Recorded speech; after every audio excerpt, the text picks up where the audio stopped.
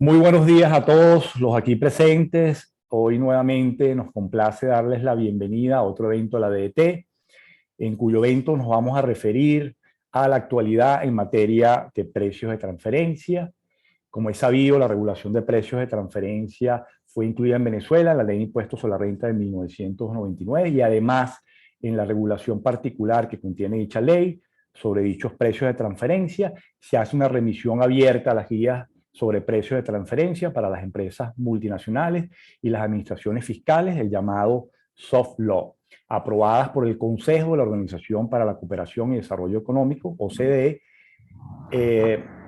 órgano supremo de la OCDE con poder de decisión y del que emanan todos sus actos, siempre pues que esas guías no fueran contrarias a la regulación de nuestra ley de impuestos sobre renta y a los tratados internacionales suscritos por Venezuela. Si bien la legislación en materia de precios de transferencia no ha sufrido importantes cambios desde la inclusión por primera vez en nuestra ley de impuestos sobre la renta, se hace necesario realizar una revisión de esas guías y de los últimos cambios que puedan tener a efectos de Venezuela, considerando pues todo este tema que hubo o que pudo haberse generado con las operaciones comerciales entre partes vinculadas a causa de la pandemia del COVID y además en razón de la situación particular de Venezuela, donde las distorsiones que derivan del proceso de hiperinflación, de evaluación de la moneda, la disminución de los procesos productivos de forma importante y la existencia de una gran capacidad ociosa industrial, dificultan ubicar operaciones comparables de partes independientes para hacer un correcto análisis de precios de transferencia entre partes vinculadas.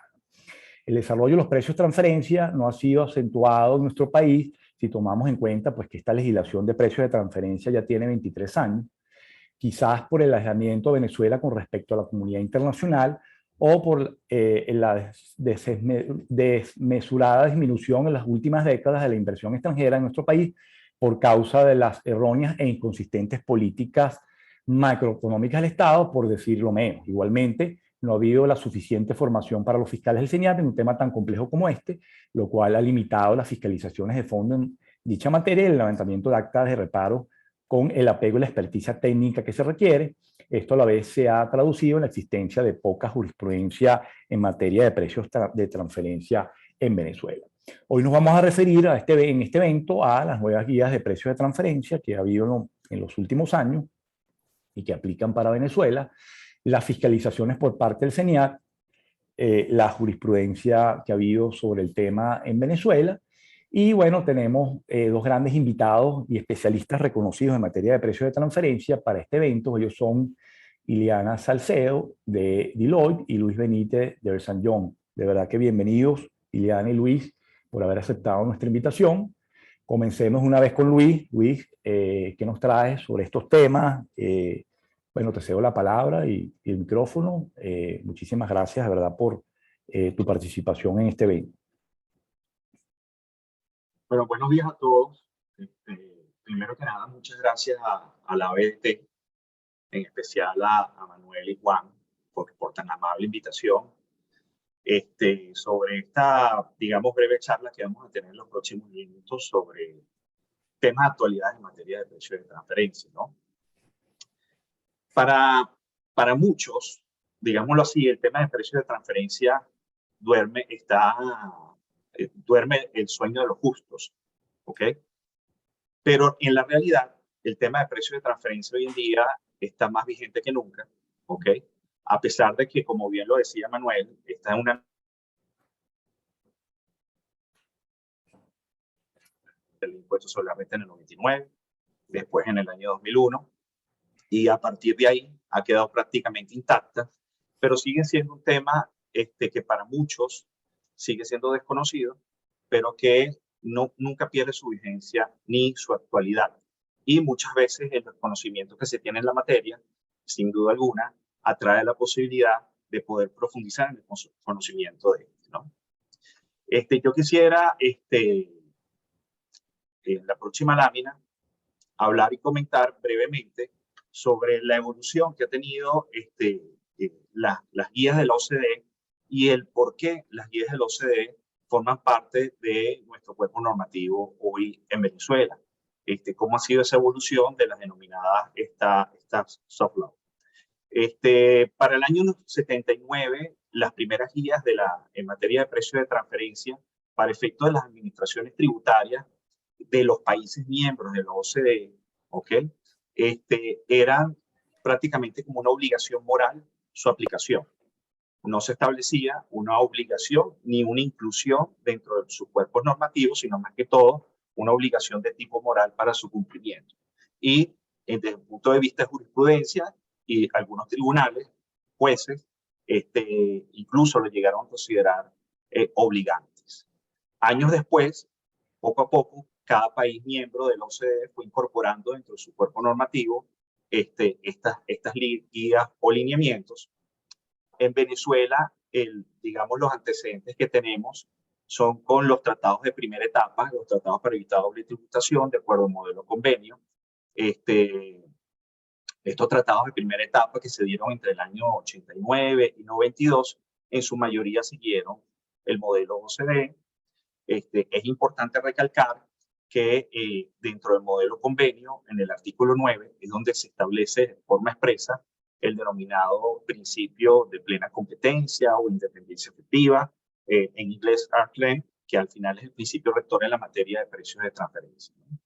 En total, en Venezuela, más de 31 tratados que toman como base el modelo OCDE, incluyendo la aplicación del artículo 9, y ya la ley de impuestos sobre la renta, como les digo, sin querer profundizar mucho, porque ya Manuel lo mencionó, la ley del 2001 incorpora un artículo que en su momento yo lo considero un artículo de avanzada.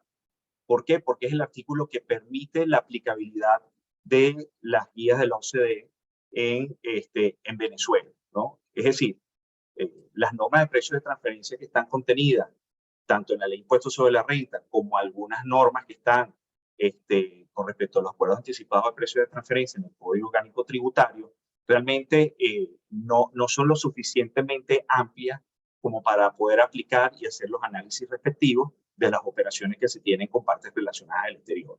Sin duda alguna, es necesario y era necesario poder acudir a lo que sería una guía, una base, y bueno, la OCDE ha sido el organismo, no el único, pero ha sido el organismo que por excelencia se dedicó al desarrollo de la normativa de los precios de transferencia. Entonces, este artículo, de alguna manera, da esa posibilidad de poder... no sé si me escuchan. Perfectamente, Luis. Adelante. Perfecto, continúo. Listo. Entonces, ese artículo también tiene otro elemento muy importante, y es la posibilidad de poder usar estas guías y sus posteriores reformas, obviamente siempre y cuando no contraríen el espíritu de la ley ni los tratados suscritos por la República. Eso quiere decir que desde las guías del año 95, que fueron las que expresamente hace referencia al artículo 113, ya pasamos por la del 2010, 2017 y actualmente la 2022, tienen plena vigencia en la mayoría de los aspectos. Y más adelante voy a tocar un par de puntos en donde sí se consiguen ciertas incongruencias y donde aplica, obviamente, la ley venezolana. Para los contribuyentes, al final, la guía de la OCDE es la mejor referencia técnica para poder hacer el análisis. Yo quiero recordar, cuando las normas de precios de transferencia se incluyeron en el año 2001, México, Argentina y Venezuela eran los únicos países en Latinoamérica que tenían normas de precios de transferencia. En los años subsiguientes, el resto de los países de Latinoamérica se fue incorporando. Hoy en día, prácticamente, las Guyanas serían los únicos países que no tienen normativa de precios de transferencia según modelo OCDE.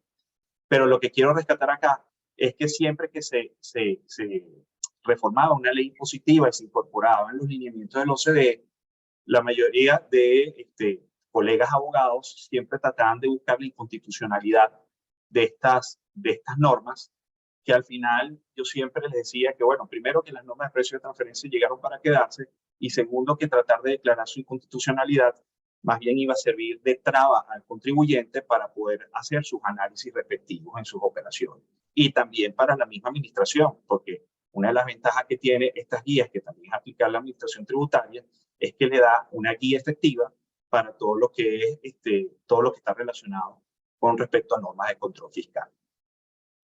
Ya una vez ya mencionado estos aspectos brevemente sobre la aplicabilidad de las normas de las guías del OCDE en Venezuela, quiero hacer referencia a la última reforma que hubo y salió publicada en enero de este año, ¿no?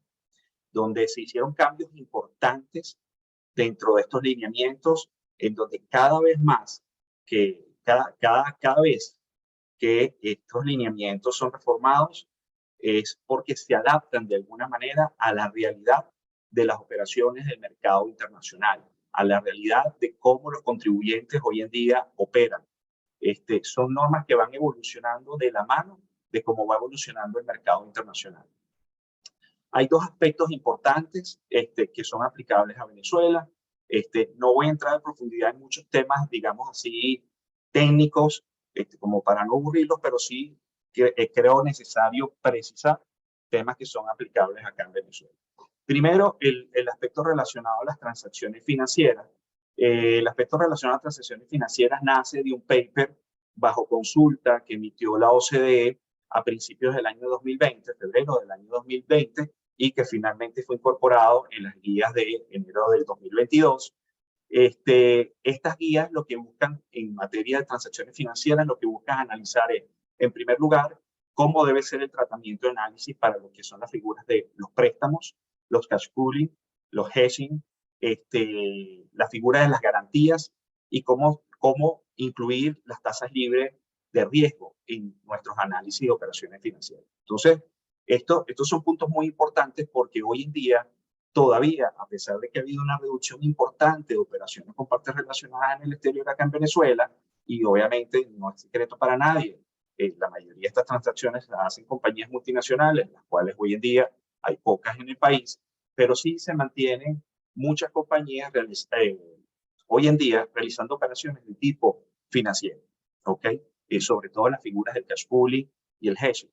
Y estas guías lo que dan es como que una mayor amplitud de cómo debe ser el análisis de este tipo de operaciones, los cuales anteriormente no se tenían. Es decir, anteriormente se aplicaban metodologías conocidas para analizar operaciones de tipo financiero, pero no se carecía de una guía formal. Otro aspecto importante que trae este nuevo capítulo, digámoslo así, con respecto a las transacciones financieras, es la relación que se debe tener entre el deudor de capital.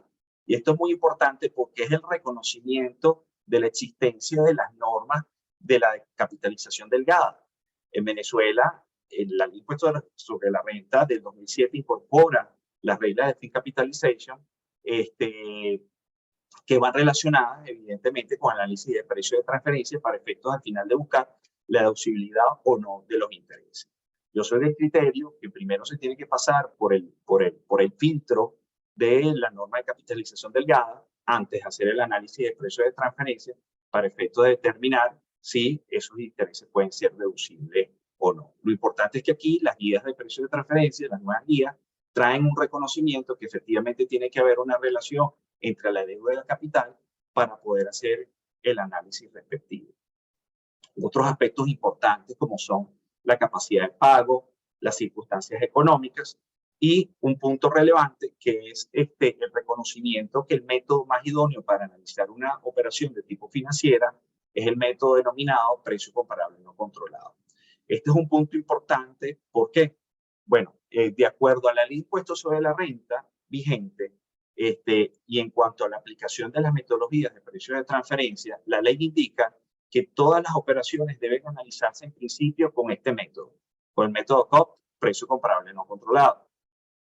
Esa es una norma que se mantiene, es decir, todas las operaciones en principio deberían ser aplicadas bajo este método, y si el método no es aplicable, yo puedo aplicar el resto de los 4 métodos que está establecido en la ley. Este es un inciso dentro de la norma venezolana que va en contrariedad hoy en día con lo que establece la OCDE. La OCDE se rige bajo el criterio del método más idóneo, es decir, el método más idóneo de acuerdo a la realidad de la operación.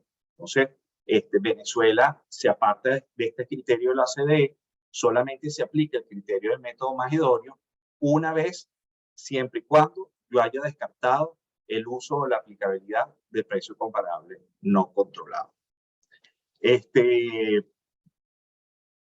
Otro de los puntos importantes dentro de esta reforma es la amplitud que se le da a uno de los métodos de precio de transferencia, que es el denominado método de partición de beneficio, en inglés Profit Split, que también es un método reconocido dentro del impuesto sobre la renta, pero que es un método transaccional, pero que es el método de más difícil aplicación y que menos realmente se aplica en la realidad hoy en día.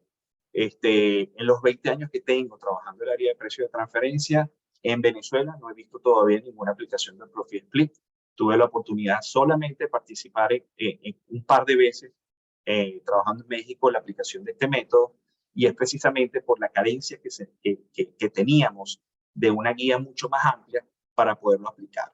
Lo que se busca acá es, se hizo un estudio mucho más extenso, mucho más avanzado para poder aplicar este método. Se le da un mayor peso a la aplicabilidad como uno de los métodos apropiados para analizar los precios de transferencia.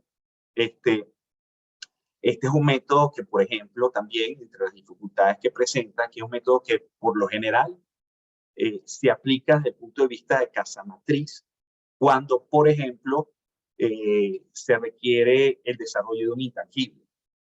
Traigo un ejemplo a colación. Si un grupo multinacional se pone de acuerdo para desarrollar un intangible como un software, cada compañía que forma parte de ese grupo multinacional debería tener algo de participación o pudiera tener algo de participación al momento de desarrollar este intangible. Entonces, no solo la participación es en cuanto al desarrollo, es decir, en cuanto a la evaluación de costos o gastos para poder desarrollar este intangible, sino también está en el beneficio futuro que le va a traer a cada una de estas compañías poder aprovecharse y explotar este intangible. Entonces, es aquí donde, digamos, un ejemplo clásico donde se podría aplicar este método, y como les acabo de decir, en base a las características especiales de este mismo, es muy difícil hoy en día ver su aplicación. No imposible, pero sí difícil. Por lo tanto, creemos que hoy en día el haber incluido en mayor desarrollo la posibilidad de aplicar este método nos da mayores luces y mayores posibilidades para poderlo aplicar y no descartarlo del todo. Por último, con respecto, hay un punto muy importante que quiero mencionar, que si bien no forma parte de la reforma del año 2000, de este año 2022, los efectos de las políticas económicas propuestas por los gobiernos, esto fue un punto que se incorporó en las guías del año 2010, se desarrollaron más ampliamente en el año 2017 y se mantienen hoy en día, pero lo traigo a colación porque este es uno de los puntos más importantes que hoy en día nosotros incluimos dentro de nuestros reportes de precios de transferencia. Recuérdense que venimos de una crisis muy prolongada, más casi 8 años, una caída del Producto Interno Bruto, una serie de políticas de controles de precios, controles de cambio.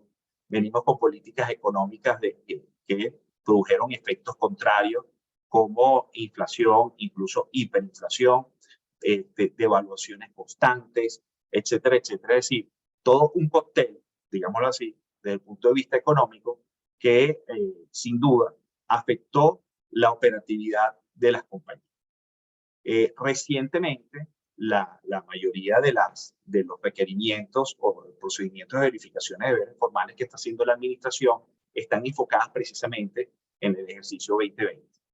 Este ejercicio 2020 y años anteriores, acuérdense que recoge en gran parte los efectos que ha tenido las políticas gubernamentales en los resultados operativos de la compañía. Por ejemplo, si una compañía analiza sus precios de transferencia por medio de un método transaccional, es decir, el margen neto transaccional, muy seguramente esta compañía pudiese tener una pérdida operativa, una pérdida antes de impuestos. Lo importante aquí es verificar la razón por la cual esa compañía tiene una pérdida a nivel operativo. Muy seguramente, y así lo hemos visto, y desde el punto de vista estadístico lo puedo decir, la mayoría de las compañías en los últimos años han tenido pérdidas a nivel operativo, producto precisamente de estas políticas gubernamentales. Pero es importante no solo mencionar en los reportes de estudios de precios de transferencia estos aspectos cualitativos, es decir, estos aspectos teóricos. La administración tributaria también busca que de alguna manera el contribuyente pueda comprobar en sus reportes cuáles son los efectos cuantitativos producto de esas políticas económicas. Porque acuérdense que estamos al final debatiendo con la administración, que es el mismo gobierno, y es difícil a veces que reconozcan que alguna política tuvo efectos contrarios en la economía. Entonces, aquí es donde cobra importancia poder demostrar a la administración desde el punto de vista cuantitativo cuáles fueron realmente los efectos. Crear un escenario alternativo que me permita solamente para efectos de precio de transferencia y no se busca ni modificar la contabilidad ni modificar los estados financieros, es simplemente un escenario alternativo dentro de los reportes de precios de transferencia que indiquen el por qué esa compañía tuvo resultados negativos, que esos resultados negativos no obedecen a la operación controlada, es decir, a la operación sujeta a precios de transferencia, y cómo desde el punto de vista de mi estado financiero eso me afectó. Entonces, es un aspecto, como les digo, que traigo a colación, es un aspecto que está más vigente que nunca y que creo que los contribuyentes hoy en día deben aplicar. Voy acelerando un poco para efectos del tiempo. Un segundo para avanzar a la siguiente lámina. Un aspecto muy importante, también lo mencionaba Manuel un principio en su introducción y que quisimos tocar acá, es la importancia sobre los efectos de la pandemia en los precios de transferencia. El año pasado, es decir, en diciembre, allá hace casi 2 años, en diciembre del año 2020, el Comité de Asuntos Fiscales de la OCDE emitió un paper, emitió unas guías en materia de precios de transferencia, pero específicamente relacionadas a lo que es los efectos de COVID para lo que es la aplicación del principio de independencia efectiva en los precios de transferencia. Estas guías, digamos que muy importantes, son un apéndice adicional a las guías tradicionales de precios de transferencia. No fueron incorporadas dentro de la reforma del 2022, pero sin duda forman parte complementaria de las guías en la materia. Entonces, entre los aspectos más importantes que trató esta guía y que recalco la importancia de su uso hoy en día. Recuerden que les mencioné anteriormente que la administración tributaria está dentro de su proceso de verificación, solicitando estudios del año 2020. Año 2020, donde muchas de las compañías venezolanas, si bien ya venían arrastrando efectos contrarios de la crisis de años anteriores, se vieron enfrentadas ahora a una situación nueva, como es el efecto de una pandemia, ¿okay? Donde eso obviamente trae efectos contrarios en el desenvolvimiento normal de una operación. Estas guías lo que quisieron es tratar de reconocer los efectos de la pandemia sobre los resultados que tiene una compañía, ver cuál puede ser la mejor solución, tratar de excluir de alguna manera esos efectos que la pandemia ha tenido en los resultados de la compañía para tratarlos de llevar a un estado de normalidad y por lo tanto poder demostrar a la administración tributaria nuevamente que posiblemente la pérdida que pueda tener una compañía en un ejercicio específico se debe precisamente por efectos de la pandemia y no porque haya un aprovechamiento de las operaciones con las partes relacionadas. Los 4 aspectos más importantes que trae este paper es, bueno, primero, con respecto a lo que es el análisis de comparabilidad. Segundo, la aplicación de pérdidas, asignación de gastos específicos. Tercero, lo que ha sido el reconocimiento de los programas de asistencia gubernamental y cuáles han sido sus efectos. Y por último, todo lo relacionado con los acuerdos anticipados de precios de transferencia, pero específicamente en lo que sería la posibilidad la gente está paseando, ¿sabes? Coño, ¿cómo se le ocurre un día sábado? Si si me escuchas bien.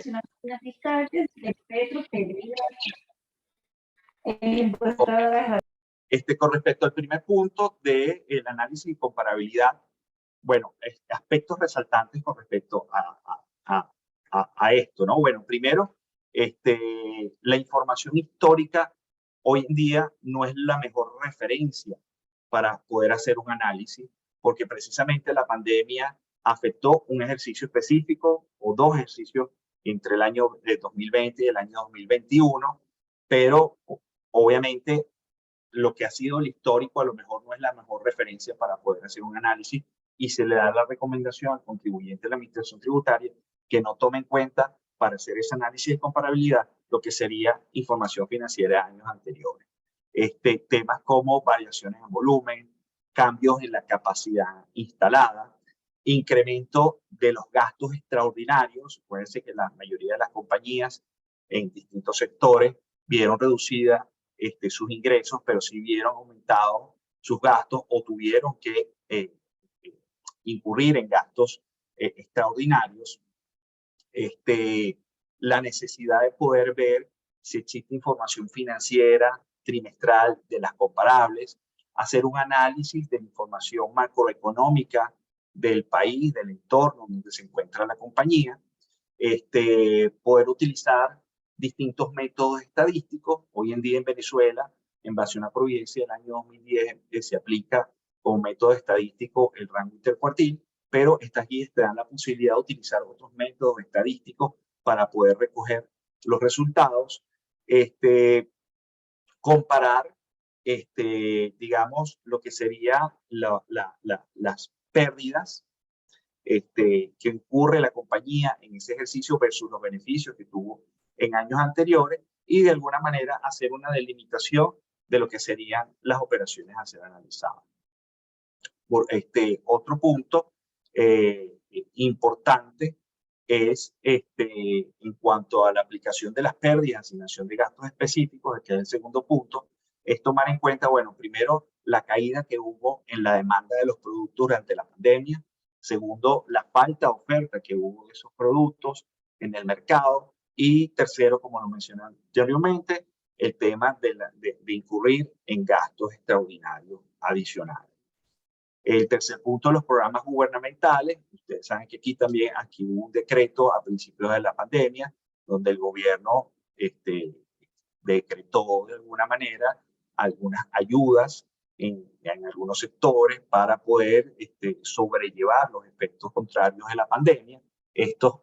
Estas ayudas gubernamentales se dieron prácticamente en todos los países en distintos aspectos. En algunos países lo hicieron incluso a nivel fiscal. En Venezuela no tuvimos eso, al contrario, el SENIA trabajó durante toda la época de pandemia, pero lo que busca este tema precisamente es primero el reconocimiento de los efectos de la pandemia en la operación de la compañía, la distorsión que puede producir la aplicación de una política gubernamental, porque precisamente son reconocimientos que se les da a un contribuyente como un beneficio, pero eso, por el contrario, puede traer algunas distorsiones en cuanto a lo que sería el desenvolvimiento normal de una empresa, ¿ok?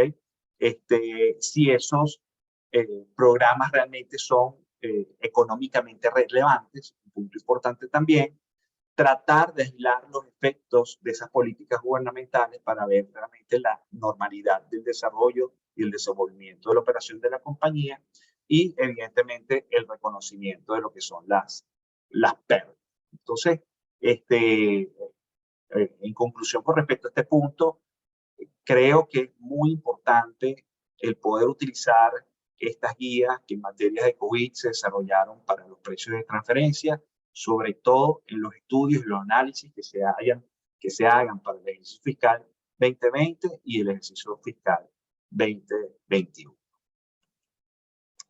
Ya para introducir el tema de fiscalización, que va a desarrollar mucho más ampliamente Iliana, y que va a tratar en profundidad los temas de fiscalización y los temas de la jurisprudencia que ha habido en materia de precio de transferencia, simplemente quiero traer a colación aquí como introducción, bueno, primero, Es información pública y disponible que la administración está en la calle abriendo procesos de verificación de deberes formales en materia de precios de transferencia. Aquí les traigo unos pantallazos que pude recoger de las cuentas oficiales de Twitter del CENIAT. Acuérdense que el CENIAT tiene sus redes sociales, tanto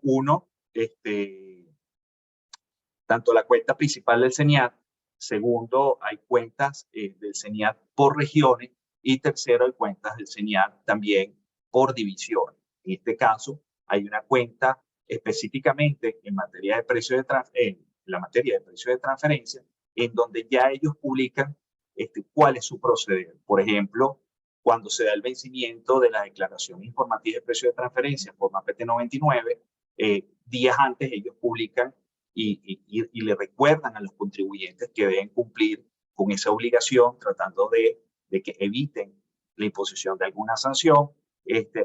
Igualmente han publicado y han hecho una información pública y disponible, como les digo, el hecho de que las distintas regiones están saliendo a la calle a abrir procedimientos de verificación. Lo menciono porque he tenido varios clientes que se han mostrado sorprendidos al recibir un requerimiento, pero ya el CENIAT, incluso desde mediados del año pasado, ha venido publicando en distintos meses que va a estar en la calle. Aquí quise hacer como un comparativo, no voy a entrar de nuevo en detalle, pero un comparativo con una muestra estadística que hice con distintos contribuyentes que recibieron requerimientos de verificaciones de deberes formales, ¿no? Hice una muestra de 8 contribuyentes. En cada uno de los casos, digamos que los requerimientos son muy parecidos, en algunos casos son mucho más amplios, pero a grosso modo, el requerimiento que están recibiendo cada uno de estos contribuyentes es prácticamente el mismo y están solicitando básicamente lo que establece la ley de impuestos sobre la renta en cuanto a la información necesaria para compilar y hacer un estudio o reporte de precios de transferencia. Finalmente, aquí lo muestro desde el punto de vista de un gráfico, ¿ok? Esa información que mostré anteriormente, en donde se puede ver realmente en dónde está concentrada la verificación de deberes formales, principalmente en lo que es el estudio de precios de transferencia y la declaración informativa de precios de transferencia. El resto es información adicional, pero que se ha pedido en menor medida respecto a esta muestra estadística que he presentado. En conclusión, conclusión con respecto a mi exposición, es bueno, uno, es la importancia que tienen las guías de la OCDE y la vigencia que tienen en la aplicabilidad de estas normas, de estas guías dentro de nuestro cuerpo normativo, la posibilidad de utilizarlas o posibilidad de utilizar las guías relacionadas al COVID. Esto, como les digo, está relacionado directamente proporcional con respecto a los requerimientos que está haciendo la administración en su proceso de verificación.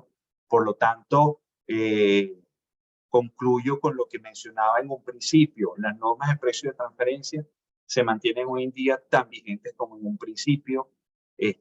Son normas de control fiscal. Creo que todos los contribuyentes tienen que estar pendientes, no descuidar la posibilidad de verificar si efectivamente tienen una operación sujeta de precios de transferencia. A veces me consigo con casos de contribuyentes que están haciendo operaciones con brokers, vinculaciones. Acuérdense que existen figuras en la ley de vinculación como personas interpuestas, etcétera, etcétera. Por lo tanto, siempre es necesario hacer un análisis previo con profundidad y en detalle para verificar si efectivamente estoy dentro del régimen de precio de transferencia y si es así, tengo las posibilidades técnicas de poder realizar los análisis propios que puedan demostrar ante la administración que estoy en pleno cumplimiento de mis deberes formales en la materia.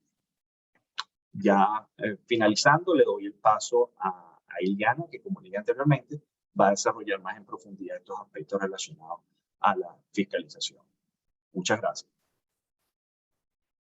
Luis, muchísimas gracias por tus palabras. De verdad que, bueno, siempre se ha discutido sobre esa remisión abierta de la ley de impuestos sobre la renta a las guías, ¿no? de precios de transferencia, pero yo creo que ese dinamismo que de por sí hay en ese cambio, o los cambios pues, mundiales que van aplicando, pues la ley de impuestos sobre renta se quedaría atrás sobre ese dinamismo que impone el mundo, ¿no? Y que bueno, que están recogidas evidentemente en esas guías, que pues también es una manera o mecanismo de control fiscal por parte del CENIAR. Es correcto, es correcto. Ojalá que en un futuro podamos adaptarnos a los cambios que ha habido a nivel internacional, sobre todo con el tema de los BEPS. Creo que eso puede venir en algún momento, pero bueno, afortunadamente Venezuela, gracias a la inclusión de ese artículo 113, todavía sigue más vigente que nunca el tema de precio de transferencia. De acuerdo. Bueno, buenos días a todos. Dando continuidad al tema de Luis, vamos a entrar en materia de de las notificaciones que ha realizado la Administración Tributaria durante los últimos años. Como agenda, bueno, yo les quiero conversar de cuál es la evolución desde el año 2000, que es el periodo en el cual entró en vigencia la norma de precio de transferencia en Venezuela, bajo la ley de 1999, cuáles son las sanciones que establece el Código Orgánico Tributario y cuáles son las jurisprudencias en materia de precios de transferencia que tenemos a la fecha. Como primer tema, bueno, muy brevemente, ¿no? Les voy a, o sea, para que se entienda claramente de qué es lo que queremos ahondar en esta charla. Empiezo por recordarles, bueno, en precios de transferencia tenemos solamente dos deberes formales en Venezuela. El primero es la presentación de una declaración informativa o forma PT 99, que es el único deber formal que se consigna o que se entrega a la autoridad tributaria. El estudio, que es el segundo deber formal, o como lo nombra la ley, documentación comprobatoria de precios de transferencia, no se consigna en Venezuela. Y hago énfasis en esto porque realmente, bueno, Luis mencionaba que nosotros fuimos pioneros cuando la ley de 1999 en cuanto a los países latinoamericanos. Sin embargo, hoy en día se observa que nos quedamos un poco atrás en relación a todas estas normas, y de hecho somos uno de los pocos países que no consigna o no entrega esta documentación a la autoridad tributaria, sino que la obligación consigue mantenerla o concesión en caso de una eventual revisión del fisco. En cuanto al procedimiento, fíjense que hay un resumen en esta lámina que podemos ver. Tenemos, bueno, digamos, los funcionarios mediante un acta empiezan a solicitar información a la empresa, a la entidad venezolana, y por lo general observamos que en estas actas de requerimiento se otorgan al contribuyente lapsos de tiempo en el pasado que oscilaban entre 3 y 5 días.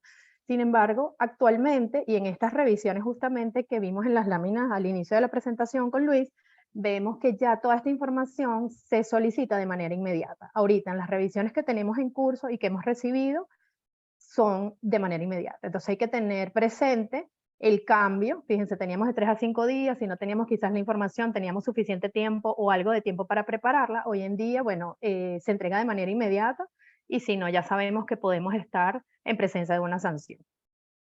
Luego de que se termina este proceso, la autoridad o la administración tributaria entrega al contribuyente un acta de reparo. Esta acta de reparo, de acuerdo al Código Orgánico Tributario, tiene un lapso de 15 días, o establece un lapso de 15 días para que el contribuyente decida allanarse, realizar el pago en este caso, o continuar con un proceso que no es más que la presentación de un escrito de descargo en el cual el contribuyente, bueno, presenta todos sus argumentos de defensa y promueve las pruebas necesarias para su defensa. En el caso de precio de transferencia, se le otorga al contribuyente un lapso de 5 meses para presentar este escrito, mientras que en las revisiones o fiscalizaciones tradicionales de impuestos sobre la renta, el lapso es mucho más corto. Luego de que el contribuyente consigna este escrito de descargo, la administración tributaria tiene un lapso de 2 años para emitir su resolución culminatoria en sumario administrativo.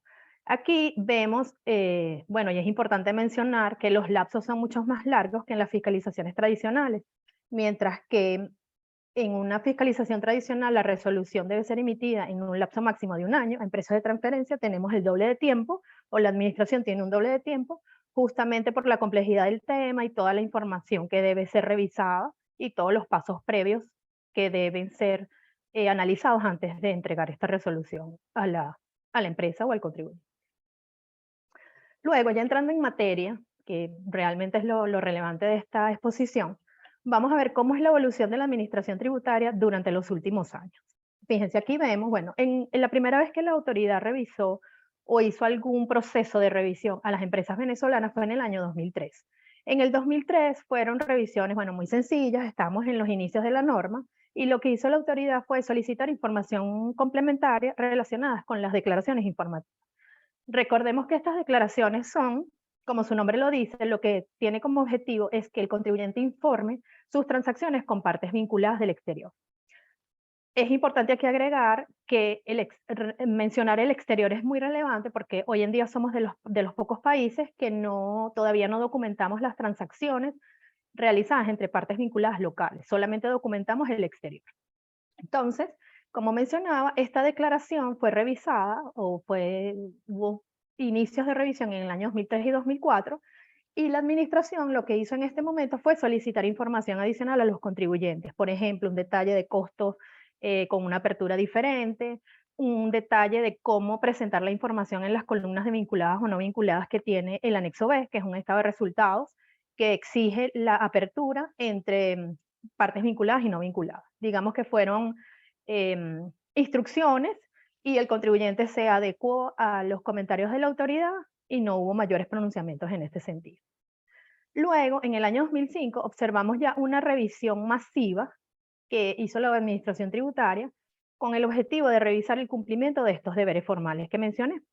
En este caso, o en esta oportunidad, solicitaba el RIF, documento constitutivo, declaraciones de rentas, estados financieros, toda la información general para poder dar apertura a su proceso de revisión, y además todo lo que establece el artículo 167 del artículo de la Ley de Impuestos sobre la Renta, en el cual, además de contener muchísima información que está contenida en la documentación de precio de transferencia, hay información adicional que el contribuyente debe mantener aparte. Es decir, por ejemplo, un listado de activos fijos, no está en el estudio de precio de transferencia, un listado de inventarios, etc. Ahora más adelante yo les voy a presentar un resumen de cuál es la información que deben tener el contribuyente siempre disponible en caso de una eventual revisión. Luego, en el año 2006, se notifica en Venezuela el primer acta de reparo. Bueno, esto fue algo muy novedoso para nosotros. Fue a la empresa Shell de Venezuela, alguno lo debe recordar, y esta objeción que hizo la administración en este momento fue por una operación de financiamiento. La empresa venezolana recibió un préstamo de su entidad vinculada al exterior, concluyó en su documentación de precio de transferencia que la tasa de interés que pactaron entre las partes estaba a valores de mercado. Esto quiere decir que esta tasa está acorde a las referencias de tasas públicas que podemos accesar. Sin embargo, cuando el CENIAT hizo su revisión, determinó que la tasa de esta entidad venezolana era superior a las tasas de mercado. ¿Esto qué quiere decir? Si yo tengo una operación de financiamiento y estoy recibiendo un préstamo, estoy registrando un gasto de interés. Si mi tasa es mayor a la tasa de mercado, obviamente estoy registrando un gasto mayor al que registraría una empresa independiente. Lo que quiere decir que ese exceso en esa deducción o en ese gasto registrado debe ser ajustado vía conciliación de rentas y pagado el impuesto que se genera de manera adicional. Entonces, digamos que esta fue la primera objeción, el primer tema que vimos en su momento, y bueno, fue muy importante, digamos, dar un inicio en Venezuela con el primer acta de reparo. Luego, a partir del año 2007, y en adelante, sí ya se observaron, y fue muy común, que el CENIAT entregara actas de reparo a diversos sectores que él consideró en su momento estratégico. Hubo muchos temas en el sector automotriz y farmacéutico principalmente, y luego se dirigió a empresas de consumo masivo y a empresas de telecomunicaciones y del sector petrolero. Okay. De la mano con este punto de los reparos, en esta lámina podemos observar cuáles son las observaciones que en su momento se notificaron al contribuyente. Aquí está, digamos, lo más relevante de todas estas observaciones, y lo más importante acá es que se observa la continuidad. O sea, esto no quiere decir que porque el reparo fue en el 2006 o en el 2007 y se hicieron estas objeciones que vemos en la lámina, no hubo continuidad en el tema, no, todo lo contrario. Todo esto que vemos es, en resumen, lo que debemos tener o que debemos tener preparados y bien argumentados en caso de una revisión. Empezamos por el punto 1, que es la revisión de la tasa de interés pactada.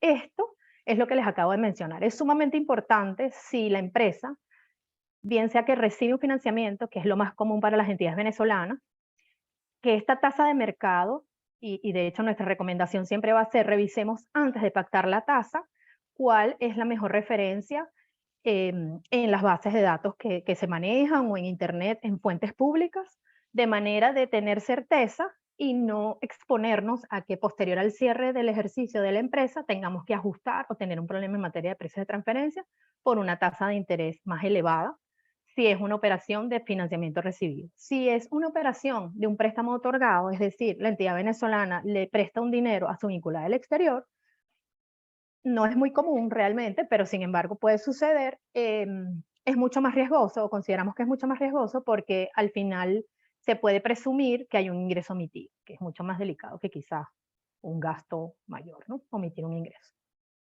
En el punto 2 vemos la consistencia en las operaciones declaradas. Este es uno de los puntos de inicio en las revisiones que hace la Administración Tributaria. ¿Qué quiere decir esto? Bueno, el primer paso, y lo pueden revisar, si trabajan en empresas, lo pueden revisar, tienen que ver que las operaciones que se reflejan en la PT 99, en el anexo A, que son las operaciones intercompañía, sean consistentes con lo que se está documentando o reflejando en el estudio de precios de transferencia, y que a su vez sea consistente, si la empresa es auditada, con la nota de transacciones vinculadas. Esto es importantísimo porque hemos observado que en las primeras revisiones, lo que la autoridad revisa es, como primer paso, que todo sea consistente. Obviamente, al observar alguna incongruencia entre estos montos o algo que no esté en todos los documentos, podría abrirse un proceso de revisión. En el punto 3 tenemos el soporte de las transacciones efectuadas. Esto también es algo muy común. La administración puede solicitar, por ejemplo, facturas para validar importaciones, soportes de servicios, de recepción de servicios, etc. Entonces, siempre debemos tener toda la información disponible y muy, muy bien preparada en caso de una revisión.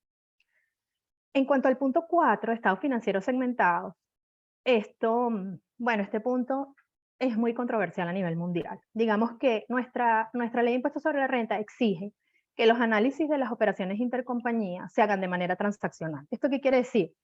Que siempre se busque evaluar las operaciones intercompañía de manera individual en caso que sea posible, a menos que estén estrechamente vinculadas y no se puedan desligar de las otras operaciones o del negocio en sí.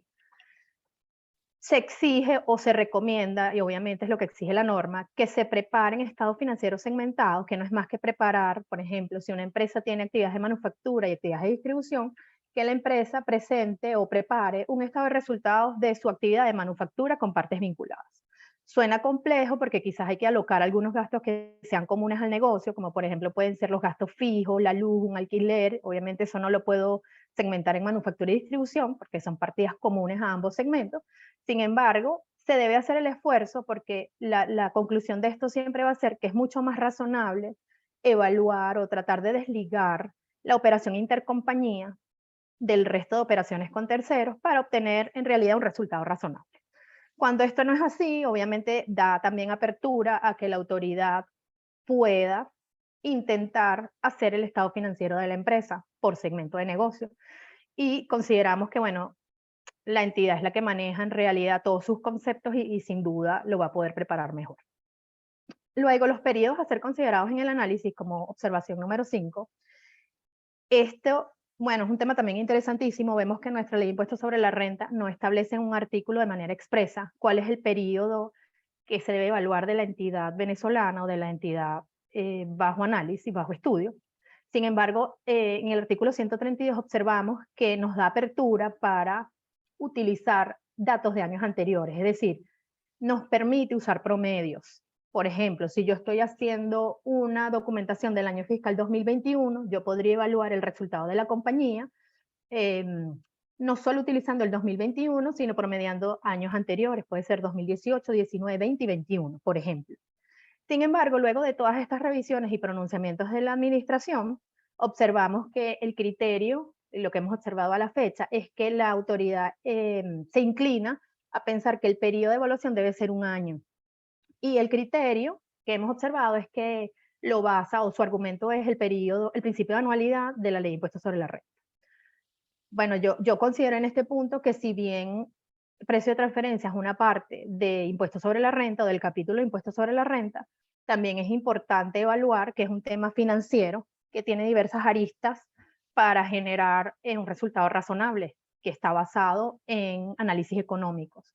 Si eso es así, ahí va a haber muchos casos que no puede evaluar una empresa en un periodo de un año. Por ejemplo, una empresa del sector petrolero que realiza procesos de extracción, de exploración y finalmente presta un servicio de extracción petrolera, no podríamos obtener resultados razonables si evaluamos solamente un año, porque no sabemos en qué periodo específico va a estar, en qué ciclo de su negocio va a estar esta empresa.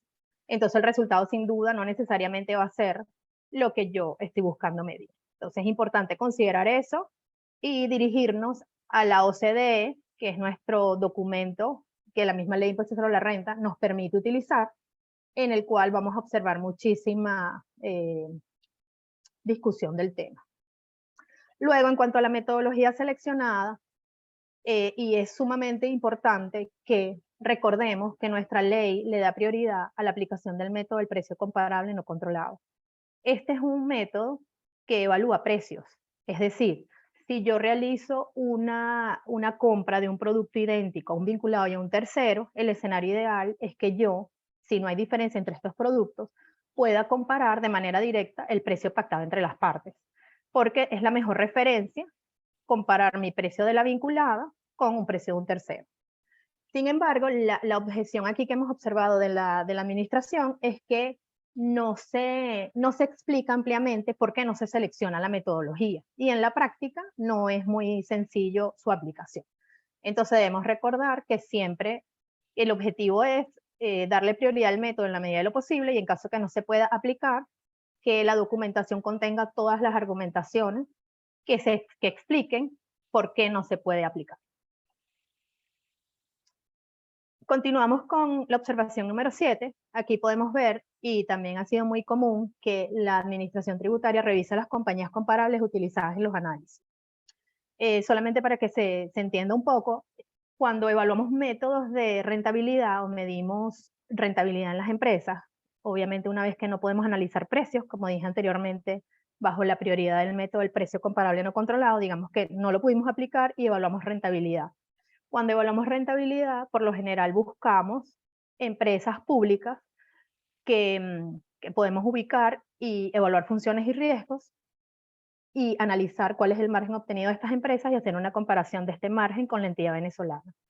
Hemos observado en los casos que la autoridad ha revisado a los contribuyentes que no ha estado de acuerdo con algunas compañías comparables por funciones distintas o porque ha tenido pérdidas en muchos años de manera consecutiva o por alguna otra razón. Entonces es importante también involucrarse un poco y revisar que las compañías estén acorde a las funciones y riesgos de la entidad que estoy analizando en Venezuela. Luego, como observación número 8, tenemos la rentabilidad obtenida. Bueno, en la rentabilidad es importante mencionar que en el pasado, bueno, hace muchísimos años quizás, observábamos que de manera automática, si el CENIAT solicitaba un estudio de precio de transferencia y veía que el resultado de la entidad era una pérdida a nivel operativo, de manera automática generaba una sanción o un ajuste. Esto no es más que emitir una imposición de sanción y notificar al contribuyente para que de inmediato sustituya su declaración de impuestos sobre la renta, incorporando el monto del ajuste. Sin embargo, con el pasar del tiempo, se observa que también es válido, y hemos observado que lo ha recibido, ha habido aceptación, de que cuando el estudio presenta un resultado negativo o no acorde al rango de mercado, se puede explicar y argumentar dentro del mismo estudio. Entonces, bueno, es importante, y aquí la recomendación siempre va a ser, tratemos de indagar un poco por qué la pérdida, hacer todos estos argumentos de defensa en la misma documentación, de manera que esté todo argumentado en el mismo documento.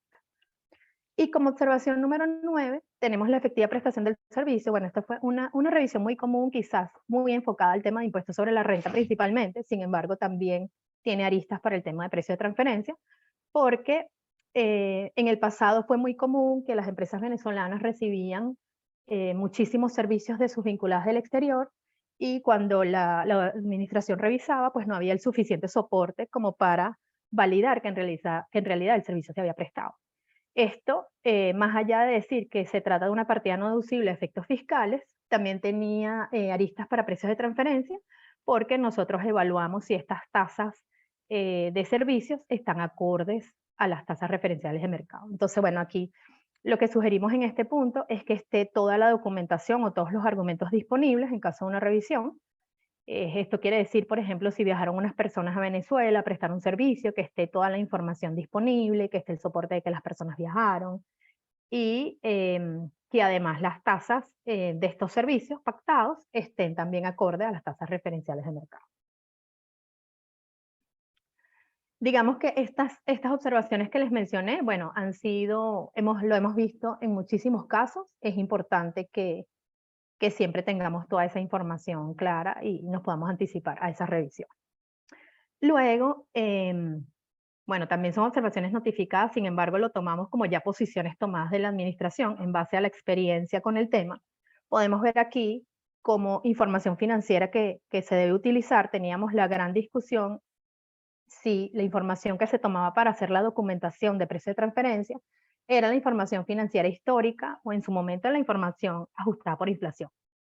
Nosotros, si nos remitimos directamente a la ley de impuestos sobre la renta, vamos a ver que en el artículo 167 se establece que el contribuyente debe tener disponibles los estados financieros de acuerdo a los principios de contabilidad de aceptación general. En este caso, nosotros pues éramos de la posición de analizar a las empresas con cifras ajustadas por inflación. Sin embargo, luego de todos estos reparos que observamos y todas las discusiones con la administración tributaria, observamos que el CENIAT tiene una posición de tomar cifras históricas para ir de la mano con la declaración de impuestos sobre la renta, que se maneja también en moneda histórica. Hoy en día, bueno, lo hemos manejado en moneda histórica.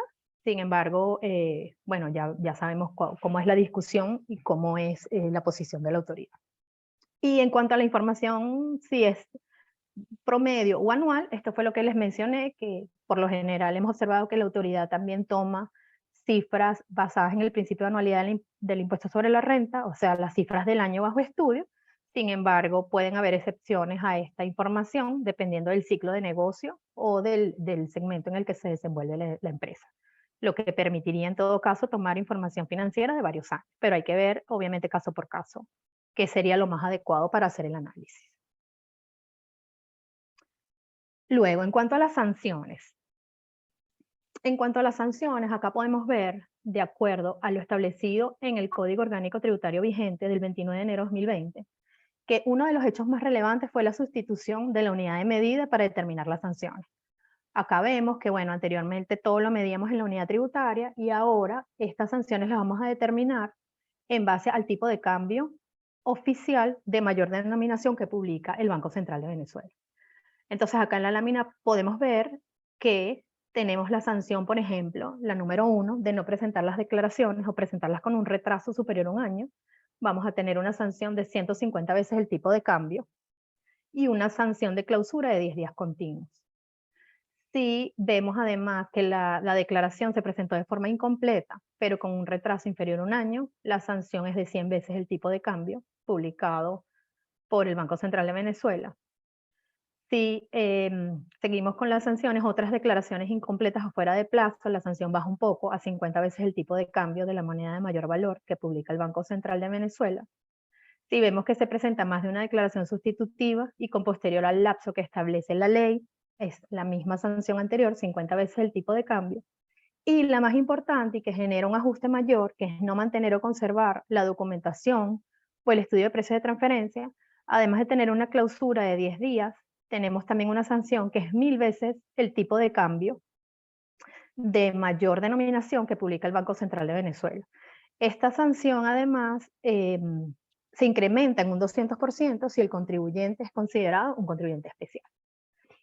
Al día de ayer que yo revisé cuál podía ser como para darles una estimación de esta sanción, un estimado es aproximadamente entre $70 y $2.500 la mayor sanción.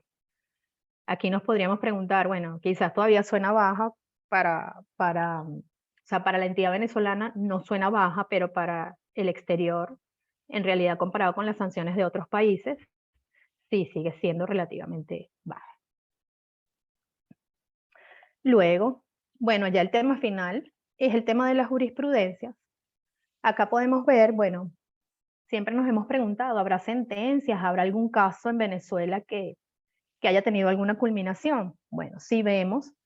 Yo aquí agregué en este material 5 sentencias que me parecieron todas de temas diferentes que vale la pena mencionar por su importancia y para que veamos que sí hay una posición activa tanto de apoyar, de darle, ¿cómo les puedo decir? Que sea a favor del contribuyente. O sea, si hay casos a favor del contribuyente, hay casos que con muchos buenos argumentos la autoridad también pues ha ganado los casos, ha tenido la razón en los casos. Aquí vemos la primera sentencia, que es Servicios Generales de Venia Asistencia. Esta es una sentencia del año 2012. Y vemos que se sanciona, el argumento acá de la administración, luego de hacer todo su proceso de revisión, fue que se presentó de manera extemporánea las declaraciones informativas. La empresa además presentó unas declaraciones informativas sustitutivas fuera de plazo y además se argumentó o objetó la autoridad que la empresa no utilizó la metodología, que esto lo que quiere decir es, o sea, cuando hablamos de no utilizar la metodología de precio de transferencia, no es más que decir que no se tenía disponible el estudio de precios de transferencia.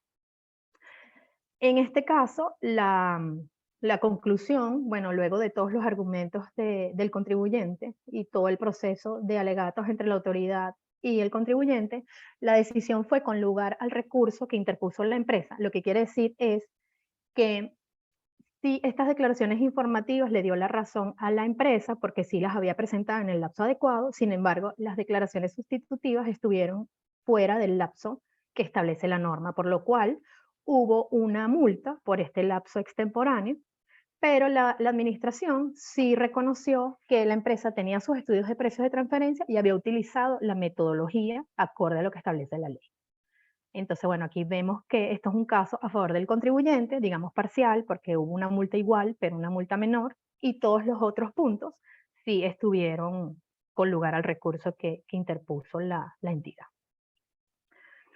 Luego tenemos otro caso, y esto es súper importante, en realidad lo puse acá porque me parece muy, muy relevante saberlo. Es una empresa que se llama No Hagas Dietas Olalde. Es una sentencia del año 2013. Y aquí podemos observar que algo muy importante, quizás el concepto de vinculación, como no hay regulación, solamente hay un artículo que establece que la vinculación es la participación directa e indirecta en capital, dirección o control.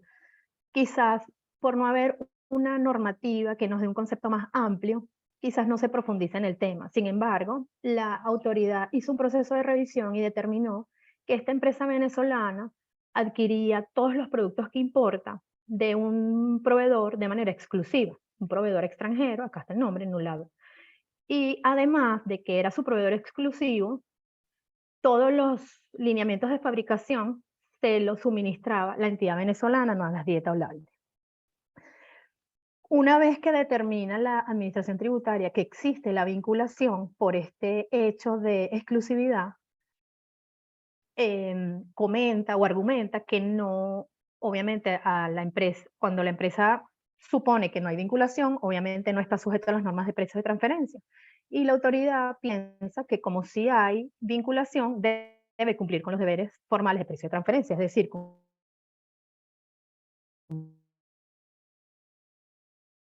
en este sentido, la administración, bueno, objeta que no presentó las declaraciones, omitió la presentación y que omitió la preparación de los estudios de precios de transferencia. Luego de todos los argumentos que se observan en la sentencia, la conclusión en este caso es sin lugar al recurso que interpone la empresa, obviamente porque después de una exhaustiva revisión se concluye que sí hay vinculación entre las partes, es decir, el tema de la exclusividad genera una vinculación por control porque se puede presumir que si ese proveedor no le suministra los productos, en este caso son nutricionales, a la entidad, la empresa en realidad no puede continuar con su ciclo normal de negocio. Por lo tanto, está obligada al cumplimiento de los deberes formales. Entonces, este es un caso, bueno, yo considero que es muy relevante. Tenemos muchos casos de exclusividad y que quizás como no, en la ley no lo menciona de manera expresa, quizás podemos presumir o el contribuyente puede presumir que no hay vinculación. Debemos tener esto bien presente cuando estemos en presencia de un caso como este, porque hay que evaluar bien todos los argumentos para poder concluir si existe vinculación entre las partes y por ende estarían sujetos a la normativa de precios de transferencia. Luego tenemos otro caso, OmniLife de Venezuela. Esto es una sentencia del año 2021. En realidad es una revisión de los años 2006 a 2009. Sin embargo, la sentencia fue emitida en el año 2021. Es algo bien actual, por eso lo quise traer acá para la presentación. Y lo que se exhaustiva de los estudios de precio de transferencia de la empresa, se objetaron las compañías comparables que seleccionó la entidad. Las razones por las cuales la objeta es porque 2 de ellas, o sea, seleccionaron 6 empresas para hacer su análisis y 3 fueron rechazadas, 2 por presentar pérdidas consecutivas. Obviamente la pregunta aquí es ¿por qué? Bueno, las pérdidas hoy en día, a raíz de la pandemia, se pueden utilizar. Bueno, hay muchísima discusión del tema. Sin embargo, en este momento el argumento del CENIAT es decir, bueno, si incorporamos empresas con pérdidas, obviamente la empresa tiene mayor posibilidad de cumplir con un rango de mercado, porque es un rango inclusive negativo, ¿no? O sea, hay más opción. Entonces la administración procedió al rechazo de 2 empresas por esta razón y una de ellas porque no tenía información suficiente y actualizada. Luego recalculó quiere decir que vuelve a hacer todos los cálculos dependiendo de la metodología aplicada y determinó una diferencia de impuestos sobre la renta a pagar. En este caso, la conclusión fue, sin lugar al recurso que interpuso la empresa, y la empresa debió, o sea, quedó firme el reparo y debió realizar todos los impuestos, realizar el pago de todos los impuestos pendientes y todos los intereses de mora desde la fecha en que se generó este ajuste fiscal. Luego tenemos el cuarto caso, que es el caso de Ponche Crema, también fue muy conocido. Es una sentencia del año 2013 y es un tema también súper interesante porque es una empresa que realiza actividades de exportación. O sea, Ponche Crema en los años 2005, 2006, 2007 exportó productos a su vínculo del exterior y hizo el análisis de manera agregada. Agregada quiere decir que tomó su balance de comprobación o su estado de resultados de manera total y determinó un margen, obteniendo un margen positivo. Sin embargo, la administración y objetó que tenía que hacer un estado financiero segmentado, como nombré en una de las láminas anteriores. Obviamente, al hacer una segmentación, la empresa en el segmento de exportación generaba pérdida y la autoridad generó un ajuste por esta pérdida. Luego de revisar todo el caso, el contribuyente explicó que si bien es cierto que el escenario exigido por la norma es hacer un estado financiero segmentado para la exportación, de manera de evaluar de manera individual la operación bajo estudio, la operación intercompañía en este caso, la pérdida era producto de un proceso de estrategia de penetración en un nuevo mercado, digamos de una incursión para vender un nuevo producto en el mercado del exterior. Basado en todos esos argumentos, la administración tomó una decisión con lugar al recurso que interpuso la empresa Ponche Crema y no hubo ajuste por este concepto. O sea, reconoció que aun cuando la ley exige que se haga el análisis transaccional, era válido tomar las cifras agregadas para hacer el análisis y presentar el margen de esta manera. Y la última sentencia que les quería presentar acá es el caso de Alpina. Este es un caso sencillo e interesante también, que es del año 2012, y lo que hizo la fiscalización en este caso fue, al hacer este caso que les mencionaba anterior, de revisar la consistencia entre los documentos, encontró una diferencia entre un monto declarado como ingreso por venta de activos fijos, que se coloca en una de las casillas de impuestos sobre la renta, contra el monto que se refleja en la PT 99 como operación intercompañía. Obviamente en la declaración de renta solamente ponemos el ingreso por venta, y en la PT 99 lo que nos exige el instructivo es que coloquemos la ganancia en venta de activo fijo. Obviamente las partidas no son comparables. Y en este caso le dio la razón a la empresa, o sea, a favor de la empresa fue con lugar el recurso que interpuso la empresa Alpina, y reconoció que el contribuyente estaba exponiendo sus argumentos y eran totalmente razonables, por lo cual no había una sanción en este sentido. Ya para finalizar, lo que les quiero comentar acá es, a título ya de resumen, bueno, qué documentación puede ser solicitada en un proceso de fiscalización para que lo tengamos todos presentes. Se puede solicitar cualquiera de los deberes formales que están establecidos en los artículos 166, 167 y 168. El 166 es la entrega de la declaración informativa ante la administración. El 167 es lo que les mencionaba, que es toda la información que está contenida en el informe de precio de transferencia e información adicional contable que también deben tener disponible las empresas o el contribuyente. Y es importante evaluar los periodos fiscales no prescritos, que de acuerdo al Código Orgánico Tributario, en principio serían 6 años, pero hay que evaluar y revisar el artículo dependiendo del caso que se presente. ¿Qué medidas puedo tomar para prevenir sanciones de parte de la Administración Tributaria? Bueno, tenemos ya como cierre las sugerencias prácticas que les podemos indicar al contribuyente: son revisar el acta de fiscalización, verificar que sea notificado en un día hábil, evaluar la posibilidad de una prórroga si nos faltara alguna información por preparar, y entregar únicamente la información que se está solicitando. Y como recomendaciones finales y conclusiones, bueno, en este tema debemos recordar que lo importante acá es tener los deberes formales disponibles para la autoridad, siempre presentar la declaración informativa en el lapso establecido, que son 6 meses después de la fecha de cierre, y tener disponible el estudio o documentación comprobatoria. Mantener disponible toda la información del 167, como mencionaba, no todo está en el estudio, pero hay información adicional contable que debe tener la empresa disponible. Recordemos que el plazo actualmente que hemos observado es de entrega inmediata, entonces deberíamos estar bien pendientes del tema. Luego también, al momento de preparar una planificación fiscal, se debe revisar tanto el tema de precios de transferencia como el tema de aduana en manera conjunta, sobre todo si aplicamos métodos de precio, porque debe haber consistencia entre los precios de aduana o los precios de importación y los precios que estamos incluyendo en nuestro estudio de precios de transferencia si aplicamos el método del precio comparable no controlado. Y evaluar también, esto es fundamental, evaluemos de manera anticipada todas las transacciones que hacemos con partes vinculadas del exterior para conocer si podría haber algún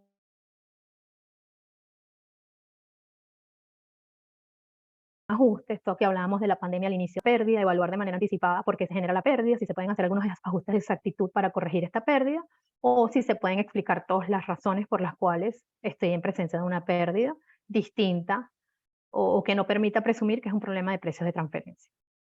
Y en caso de que la empresa, el contribuyente, planifique efectuar una nueva operación, también siempre vamos a recomendar evaluar de manera anticipada todas las contraprestaciones a ser pactadas entre las partes. Por ejemplo, si es un financiamiento, es importantísimo revisar las tasas de interés a ser pactadas digamos, en el transcurso o antes del cierre fiscal de la compañía, de manera a anticiparnos a tener un problema posterior.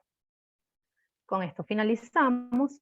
Bueno, muchísimas gracias a todos por su participación y abrimos con Manuel, ¿no? Para ver si hay alguna pregunta sobre el tema. Gracias.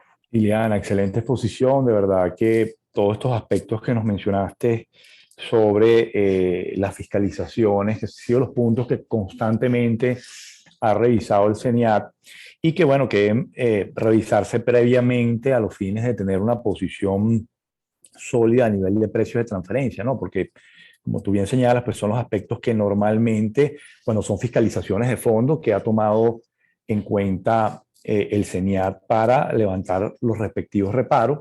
Igual, pues todo este tema de jurisprudencia, pues que nos ha expuesto, muy interesante sobre pues lo que ha señalado tanto la Sala Político-Administrativa como los tribunales de instancia en materia tributaria.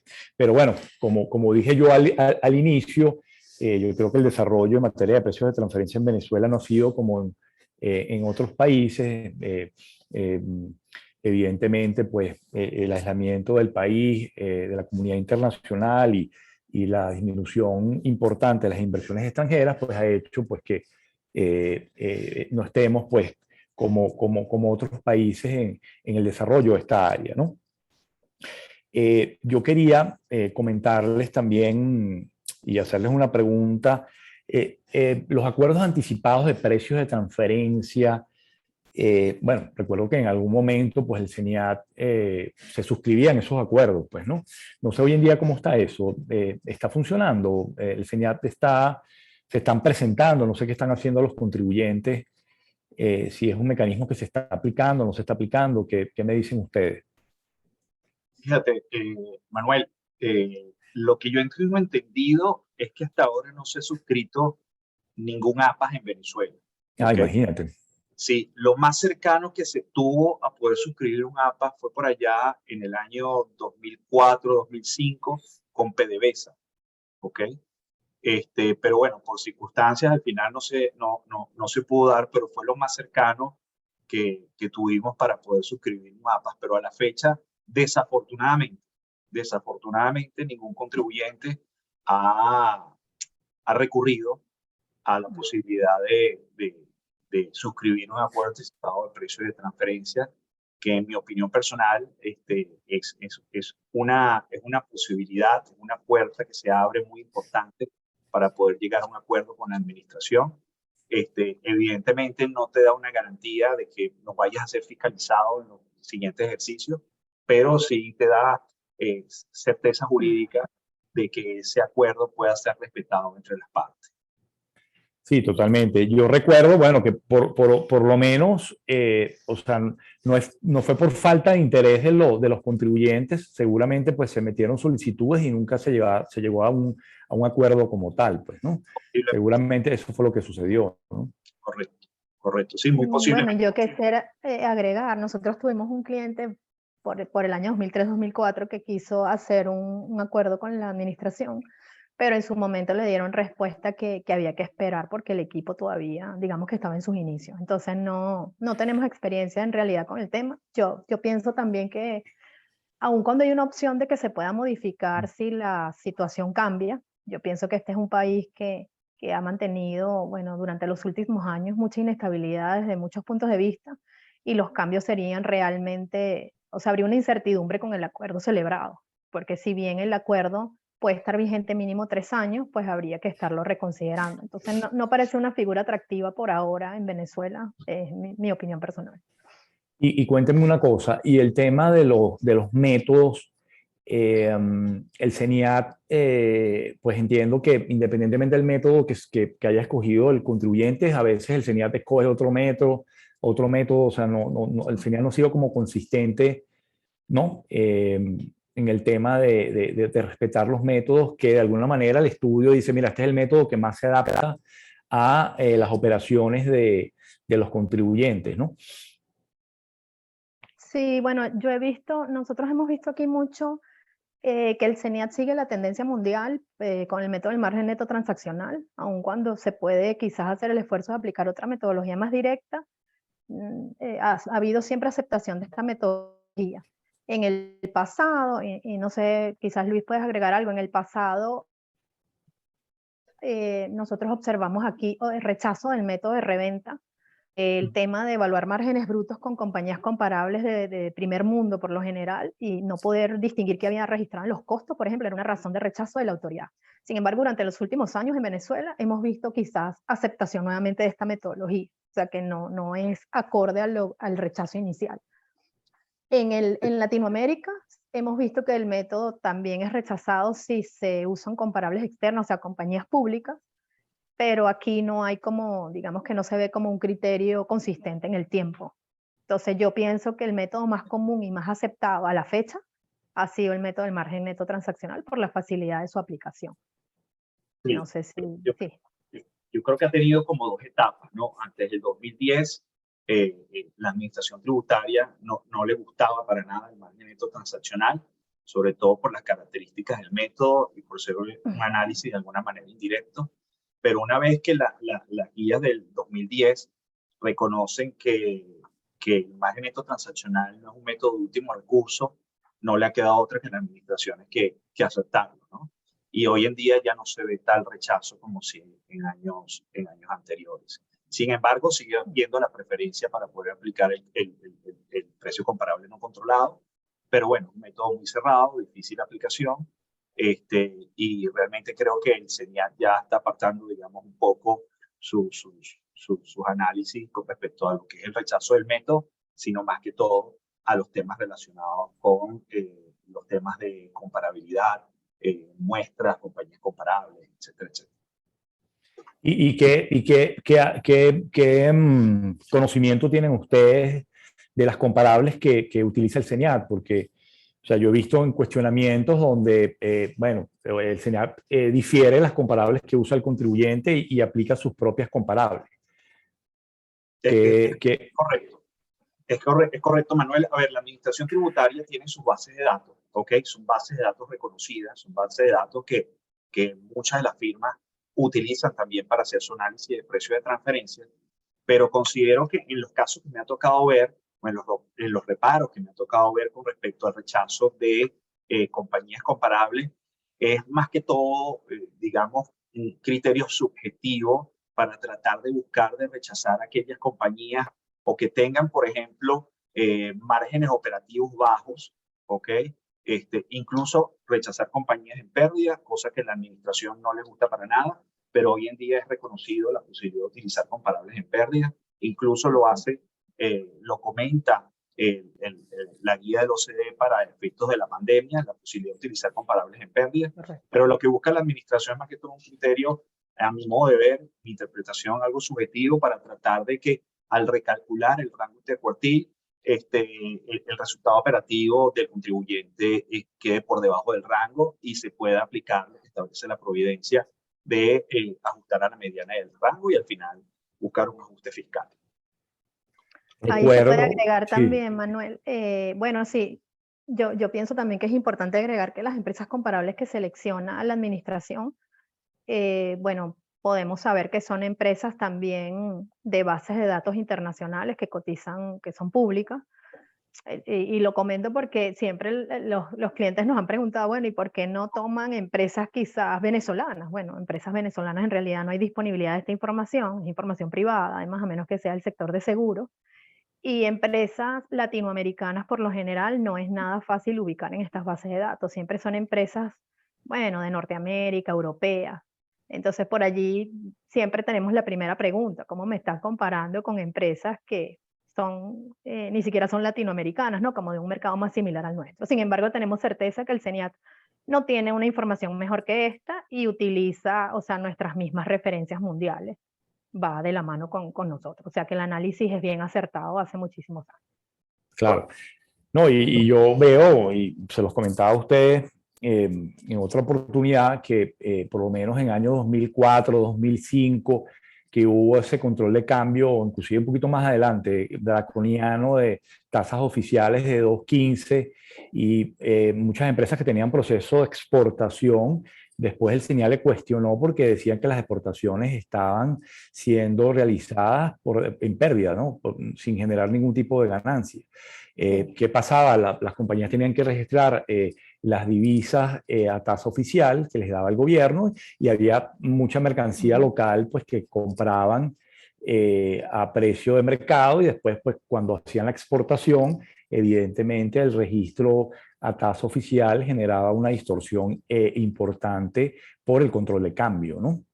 Es correcto. No sé si se acuerdan de ese efecto distorsivo importante que hubo, ¿no? Y cuestionamientos del CENIAT, pero sí, o sea, yo recuerdo estudios económicos que se hacían, si yo realmente hubiese ajustado por inflación, por ejemplo, la tasa de cambio, pues no hubiese habido esa pérdida como tal a los efectos de la exportación, ¿no? Es así, allí hacíamos, y fue muy común hacer justamente lo que estás diciendo, tratar de ajustar al tipo de cambio que no fuese un tipo de cambio controlado, de manera de no concluir que era un problema de precio de transferencia, sino que era un tema de un tipo de cambio que estaba congelado desde el año 2003. Claro, claro. Entonces sí, bueno, hay mucha estrategia y mucho que se puede hacer siempre y cuando estemos con los argumentos sólidos para su justificación. Y Claro, porque el problema también es cómo consigues comparables con la situación que tiene Venezuela, con la situación, Sí, como ustedes no, mencionaron, que hubo Ujú. control de precios, control de cambio, devaluación, hiperinflación, que son los elementos que tenemos ahorita, ¿no? Entonces, ¿cómo comparas peras con manzanas? Es complicado, me imagino, para ustedes quitar ese efecto económico que tenemos en Venezuela, que lo tienes que aplicar para poder comparar con actividades en el extranjero, ¿no? Sí, de hecho, Manuel, cuando lees el inciso en la OCDE respecto a las políticas gubernamentales y los efectos que traen las políticas gubernamentales, y te lo lees, tú crees que están hablando de Venezuela, ¿no? O sea, les faltó colocar entre paréntesis, ejemplo, Venezuela. Es increíble, ¿no? O sea, cuando ves una radiografía completa de lo que estábamos viviendo acá con todos los efectos de políticas gubernamentales en materia económica, o sea, y todos los efectos y distorsiones que eso produce. Sí, sin embargo, no hay cómo hacer unos ajustes que sean razonables como para excluir esos efectos. Podemos hacer quizás ajustes, lo común es hacer ajustes, pero de financiamiento, no hacer ajustes tan complejos como para aislar esas variables venezolanas que son Bueno, es que particulares acá. el estudio económico tiene que ser importante para poder hacer esa comparación, ¿no? Es Sí, correcto. Sí. correcto. Miren, bueno, continuamos. Nos tienen unas preguntas aquí en el chat. Emily Pernilla nos dice, ¿cómo saber elegir el método, ¿no?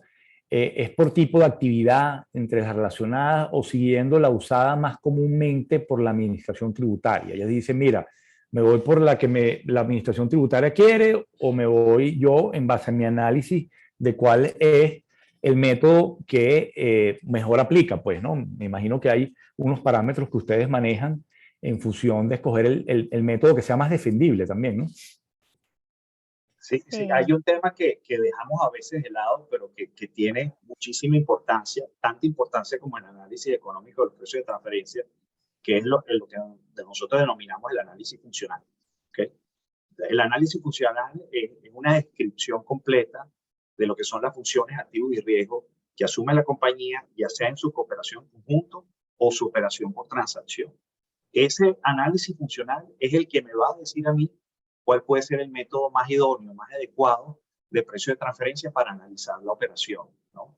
Entonces, a veces los contribuyentes descuidan un poco ese análisis funcional, no se actualiza, no se detalla, y por eso es la importancia también de hacer un levantamiento in situ en la empresa para poder nosotros conocer cómo son los procesos productivos, cómo son los procesos propios de una compañía, para poder analizar precisamente esas tres características que mencionaba anteriormente de los activos y riesgos y funciones, para así determinar, mira, cuál es el mejor método, ¿no? Cada método, digámoslo así, hay métodos directos, métodos indirectos, cada método se va a adaptar sin duda alguna a la realidad de la operación, a la realidad de la compañía y sobre todo a la disponibilidad también de información financiera que se tenga, porque a veces la operación da para, por ejemplo, hacer un método o aplicar un método directo, pero resulta que no se tiene la información suficiente, ¿no? Entonces, Claro.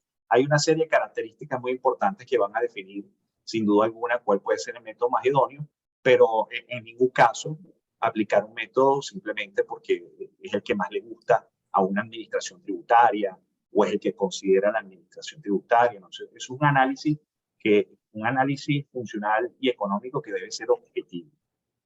Sí. Y ahí cabe agregar, Emily, que como la prioridad es el método del precio comparable no controlado, dependiendo del caso, hay que evaluar primero si supongamos una operación de compra o de venta, si yo compro el mismo producto con características similares, tanto de un vinculado como de un tercero, si lo vendo idéntico, un vinculado a un tercero, o si puede ser un commodity, que tengamos referencias públicas para poder hacer la comparación. Eso es súper importante y se debe considerar, como yo mencioné en las láminas, que esa es la prioridad y que hay mucha observación de parte del CENIAT con esta metodología y su no aplicación. Osvaldo Peña nos pregunta, buenos días, saludos, si hay una empresa que constituyó otra empresa fuera con los mismos accionistas y no se han hecho operaciones, y en el país donde se constituyó se rige también por precios de transferencia, se debe igualmente hacer el informe de precios de transferencia y presentar la declaración PT 99. Bueno, si no hay operaciones, en principio, ya se supone que si son los mismos accionistas hay una vinculación, o sea, son empresas vinculadas, como dice el concepto de la ley. Sin embargo, si no hay operaciones de ingresos, costos y deducciones, todavía no están sujetos a las normas de precio de transferencia. Pero en cuanto se realicen operaciones entre ellas, sí debe estar presente de que se deben cumplir con estos dos deberes formales que están en nuestra ley de impuestos sobre la renta y sí, debe cumplir con los deberes formales locales, obviamente al realizar operaciones, si no, no habría nada que documentar. Luis, ¿tú querías comentar algo? No, yo quisiera agregar más que todo en el supuesto que efectivamente existieran operaciones. Es decir, al momento de uno tratar de definir si una compañía entra dentro del régimen de precios de transferencia, es necesario primero ver, como dice bien Ileana, si efectivamente existieron operaciones o no con relacionadas al exterior, y segundo, si efectivamente estamos frente a una relacionada, ¿no? Y para eso hay que irse a hacer un análisis de vinculación. Si estamos hablando de un accionista, pudiese yo presumir que estamos hablando de una vinculación por capital accionario directo, ¿no? Pero pueden ser que las causales de vinculación en materia de precios de transferencia son distintas cuando hablamos de vinculación, por ejemplo, en materia mercantil o lo que comúnmente nosotros conocemos como capital accionario, ¿no? Esto va mucho más allá, o sea, las causales fiscales en materia de precios de transferencia conocidas, o las más conocidas pueden ser por administración, control o capital directo o indirecto. ¿Okay? Esto obviamente tiene su origen en tratar de eliminar, digámoslo así, esas viejas planificaciones fiscales, en donde yo lo que hacía era colocar una compañía sobre otra compañía para tratar de mitigar el efecto y que se observara realmente cuál es el origen de la operación, ¿no? Entonces, las causales de vinculación son bastante amplias y son algo que hay que verlo con mucho detenimiento, porque he tenido estos casos como se expone, ¿no? Mira, yo tengo un accionista en el exterior y la compañía en Venezuela, bueno, sí, hace operaciones con esa compañía, ese accionista, pero bueno, mira, ese accionista tiene un capital mínimo dentro de la compañía, no hay mínimo de materialidades en cuanto a capital accionario. Exacto. Es decir, posiblemente estaríamos frente a una operación sujeta al régimen de precios de transferencia. Luis, y ese tema de vinculación de exclusividad que mencionó Ileana, ¿cómo está eso a nivel internacional? O sea, que existe esa exclusividad, ya que existe la exclusividad, hay vinculación automáticamente. Sí, bueno, hay normas expresas en algunos países. Por ejemplo, el Estatuto Tributario Colombiano tiene una norma expresa que habla sobre distribuidor exclusivo, ¿no? Habla en el caso de distribución exclusivo, donde efectivamente lo toma como una causal de vinculación. Acá no lo tenemos de forma expresa, sino que, bien como mencionaba Ileana en esa sentencia, es una interpretación que se da en cuanto a la causal de vinculación de control. ¿Ok? Entonces, yo en todos los casos sí digo y recomiendo que cuando estamos frente a un distribuidor exclusivo, bueno, existe ya un precedente que efectivamente por control directo o indirecto pueda ser reputado como una parte relacionada. También, además de los distribuidores exclusivos, está ese famoso distribuidor exclusivo o broker, digámoslo así, donde para la empresa es un tercero independiente que está en el exterior, es un broker que es el intermediario final con el relacionado, pero yo digo, no, bueno, pero es que mi operación es con el broker, él no tiene nada que ver conmigo. Bueno, aquí pueden haber dos posibles causales de vinculación. Una, el de distribución exclusivo, ya sea por control, o segundo, que estemos hablando de una persona interpuesta, si hay una norma expresa en la ley de impuestos sobre la renta que habla sobre esta figura de persona interpuesta, ¿no? Entonces, hay que tener mucho cuidado con esa figura, analizarla con cuidado, pero yo creo que en todos los casos, a pesar de que en Venezuela no tenemos una norma expresa de ese instituto exclusivo, a nivel internacional sí es completamente ya aceptado como una causal de vinculación. Y aquí hay muchos casos también, además de esta sentencia, yo recuerdo hace muchos años que todo este tema de franquicias con lineamientos otorgados por una entidad que domina, ¿no? Que al final si no tienes el nombre o si no te riges por esos lineamientos, no puedes operar, definitivamente no es lo mismo.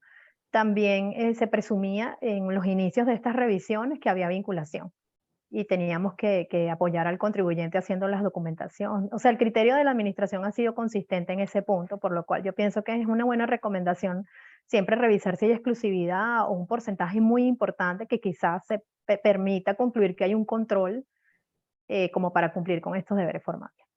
Y es la tendencia internacional también, es la tendencia mundial, que exista vinculación por este tema. No, y me imagino que esa exclusividad genera distorsiones en los precios. O sea, no, seguramente esos precios que se convienen son distintos a los precios de mercado, seguramente. Totalmente. Totalmente. Recordemos que la médula espinal dentro del precio de transferencia es que la operación que yo haga con un relacionado es como si yo lo hiciera con un tercero independiente, ¿no? Entonces, difícilmente esa relación se puede tener con un tercero cuando se da con un trato especial, digámoslo así, con otra compañía, ¿no? Precisamente lo que busca precisamente el régimen es eliminar ese trato especial. Exactamente, exactamente. Bueno. Hay una pregunta adicional, Manuel, que veo que fue la primera de Román.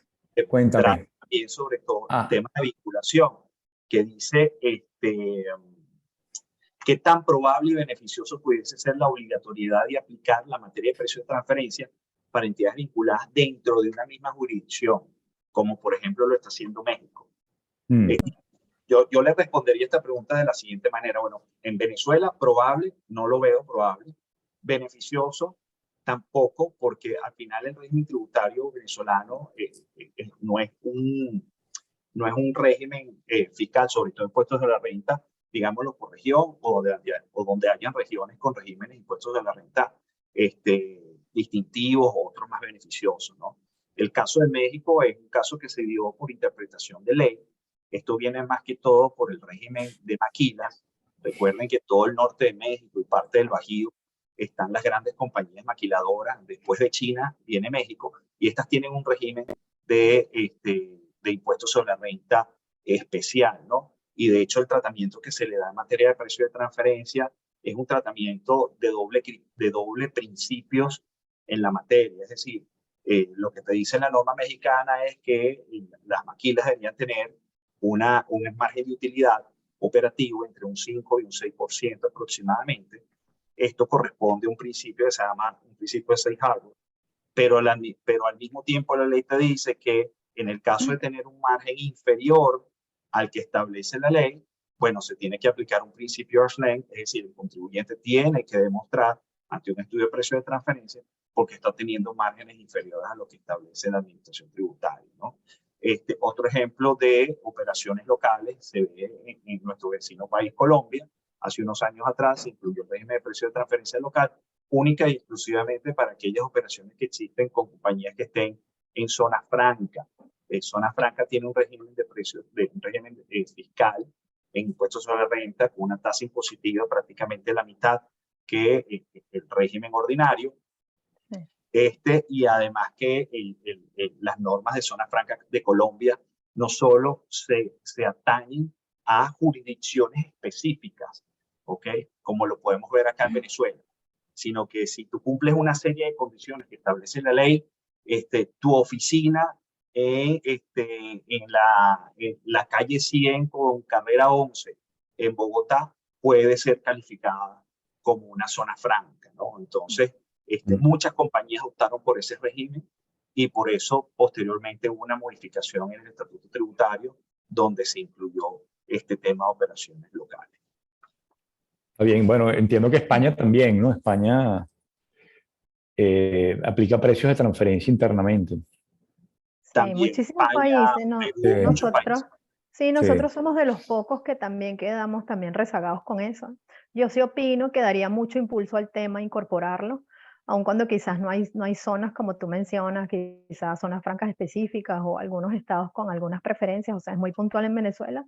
Pienso que le daría un impulso al tema y de alguna manera sería una medida de control que sería importante también, aunque sean en la misma jurisdicción, pienso que ojalá también la tendencia sea esa. Bueno, aquí preguntan, Román dice, la ley de zonas económicas especiales recién ya publicada no pudiera cambiar el panorama. Bueno, habría que hacer el cambio en la legislación de precios de transferencia, ¿no? Es correcto. Exactamente, habría que hacer un cambio, una reforma para Mm. evaluarlo. Bueno, hay distintas zonas, bueno, además de esta ley hay distintos regímenes especiales en Venezuela, hay como 14. Sí, sí, sí, total. Y hay Es correcto. 6, pues, hay 6 que son los más famosos, ¿no? Pero hay Ujú. otros 8 más que hay en distintos estados del país y creo que llegan a 14 regímenes especiales, bueno, zonas francas, hay Ujú. puertos libres, Sí, hay Es correcto. diferentes. es así. Miren, bueno, agradecido con ustedes por su participación, de verdad que es muy interesante. Creo que, bueno, hay que fomentar más estos eventos de precios de transferencia, que es un tema, pues para mí me parece que es un tema bastante técnico y que, bueno, el hecho que nos hayan explicado hoy o nos hayan dado pues toda esta interesante información ha sido de verdad que muy bueno. Juan, Esteban Corodi, no sé si tú quieres agregar algo también. No, yo quiero, en nombre del Consejo Directivo, darle las gracias por este excelente ping-pong de ideas técnicas, pero bien aterrizadas además, que nos permitieron discutir todos los temas. Manuel, tú te robaste todas las preguntas que teníamos en el Consejo No Directivo, vale, más bien pero tuve creo que problemas de conexión y esa primera pregunta no la tenía gracias a Luis que la preguntó, porque tuve problemas de conexión en algún momento y me quedé sin conexión. así es.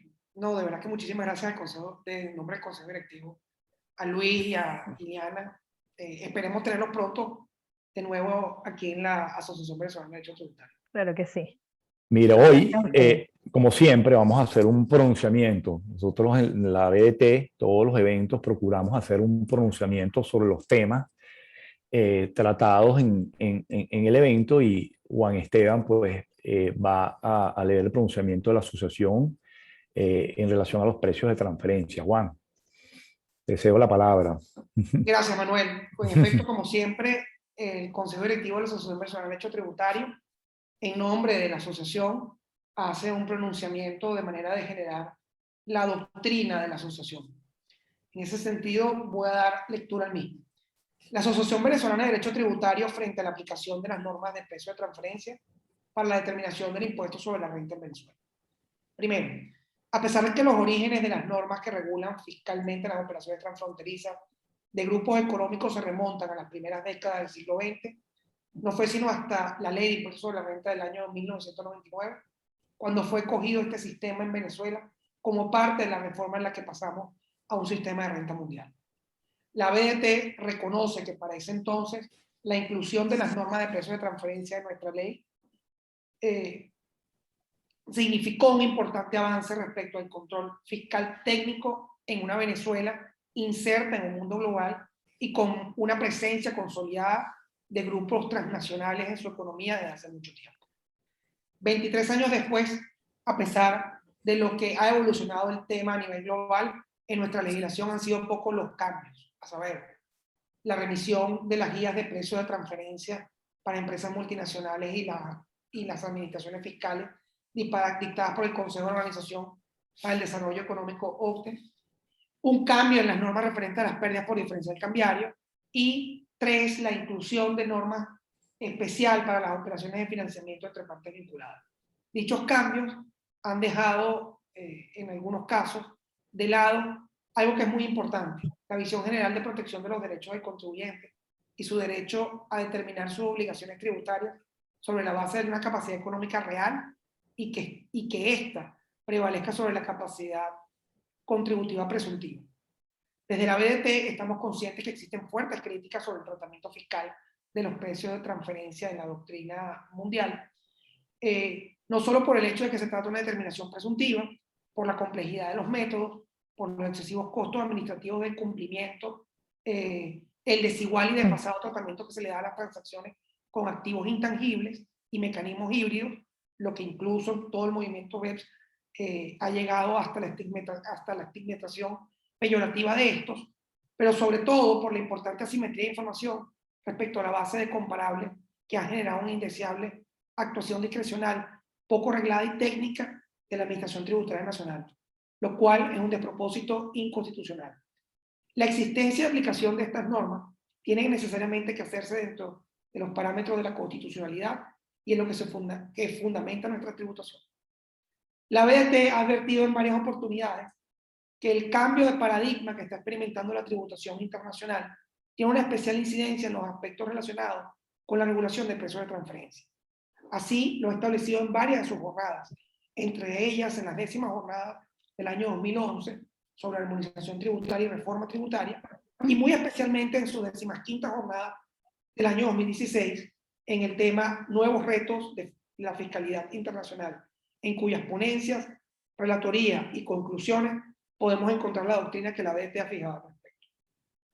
Respecto a la aplicación de las normas que regulan fiscalmente los precios de transferencia en nuestro país, la BDT no puede dejar de denunciar perdón, un número importante de casos en donde la administración tributaria ha levantado reparos sin tener en cuenta los derechos de los contribuyentes para aplicar la metodología que mejor descubra su realidad económica subyacente en las operaciones con partes vinculadas y con la información de comparables que mejor puedan tener acceso. La BDT, como lo ha venido sistemáticamente denunciando en sus últimos pronunciamientos, debe nuevamente indicar que Venezuela ha pasado y está pasando por la peor crisis económica de su historia republicana. La moneda de curso legal ha perdido su valor económico al punto de haber pasado por 3 procesos de reconversión monetaria que se traducen en la eliminación de 11 ceros en su nominalidad, hiperinflación, megadevaluaciones, una política económica basada en indeseables externalidades como son los controles de precios y el control de cambio. Y además, el Producto Interno Bruto venezolano en los últimos 8 años ha caído más de un 80%. Todos estos alterados índices macroeconómicos tienen un reflejo no solamente en la microeconomía de cada uno de los contribuyentes, sino que son aspectos que son de ineludible revisión al momento de hacer las valoraciones de las transacciones internacionales con partes vinculadas. Pues de lo contrario, estaríamos en presencia de aplicación de métodos correctos, pero con una información distorsionada que solo arrojará resultados imprecisos y distorsionados. Es por ello que desde la BDT volvemos a hacer un llamado a la administración tributaria para que tome en consideración para la aplicación de las normas tributarias en general y de forma muy particular para la aplicación de las normas de precio de transferencia, la importante distorsión económica que se ha generado en la economía venezolana en los últimos años, incluyendo la importante intervención de las medidas estatales en la economía. Séptimo, lo anterior se hace fundamental y urgente respecto a los ejercicios fiscales en los cuales transcurrió la pandemia universal por COVID-19. Y en este sentido, además del llamado general efectuado anteriormente a atender la desproporcionada aplicación, desproporcionada realidad económica que surge de situaciones de crisis económica, se hace necesaria la aplicación de las guías sobre las implicaciones en el ámbito de precios de transferencia de la pandemia generada por el COVID-19, emanadas por la OCDE en diciembre del 2020, que regula con especial énfasis el análisis de comparabilidad, las pérdidas de distribución de costes específicos generados por el COVID-19, las ayudas gubernamentales y los acuerdos previos de evaluación, llamados APA comúnmente. Octavo, la BDT debe nuevamente denunciar de forma enérgica sobre la excesiva carga fiscal que los contribuyentes venezolanos tienen, no solo desde el punto de vista material, sino formal. En efecto, existe evidencia, como lo hemos dicho en anteriores oportunidades, que demuestra que cierta categoría de contribuyentes, como son los sujetos pasivos especiales, pueden estar obligados a presentar y pagar anualmente casi 200 declaraciones de naturaleza tributaria, dentro de las cuales encontramos las normas de cumplimiento relacionadas con el precio de transferencia. Este sobredimensionamiento de la carga administrativa genera una serie de costos transaccionales y de cumplimiento en inversiones de sistemas, en personal, en Contraloría, entre otros, que atentan contra la rentabilidad de los contribuyentes y dibujan los objetivos constitucionales de una administración tributaria al servicio de los ciudadanos que se desarrolla bajo principios de eficacia y eficiencia. La BDT reitera urgentemente su llamado de atención respecto a la necesidad de cometer una reforma integral al sistema tributario, de manera de construir una estructura que propenda el cumplimiento de los objetivos del régimen económico y social previsto en la Constitución, evitando solapamiento de competencias administrativas y la creación de tributos que hace de la estructura impositiva un obstáculo para el ejercicio de los derechos a la propiedad, libertad, productividad, incremento del valor agregado nacional, generación de fuentes de trabajo y desarrollo económico. El país no necesita más cargas ni reformas espasmódicas, intempestivas y desacopladas.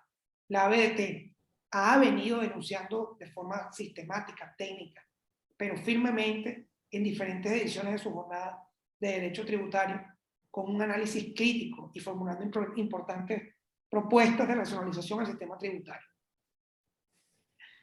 La ABDT hace un enérgico llamado para que se lleven a cabo conforme a derecho los procedimientos de investigación y determinación del cumplimiento de las normas fiscales de precios de transferencia, tomando en consideración por encima de cualquier aspecto formal que de conformidad con lo dispuesto de nuestra Constitución, los contribuyentes deben contribuir a las cargas públicas de acuerdo a su capacidad económica real y no presuntiva. Caracas, 26 de julio del 2022, por el Consejo Directivo, Manuel Iturbe, presidente, Juan Corodo, vicepresidente, Silviano Abache, secretario general, Ingrid García, tesorero, Rosa Caballero, vocal, Andrés Halvorsen, vicepresidente suplente, Andrea Lucici, secretario general suplente, José Javier García Padilla, tesorero suplente, y Oscar Junto, vocal suplente. Muchas gracias. Juan, agradecido por el pronunciamiento leído.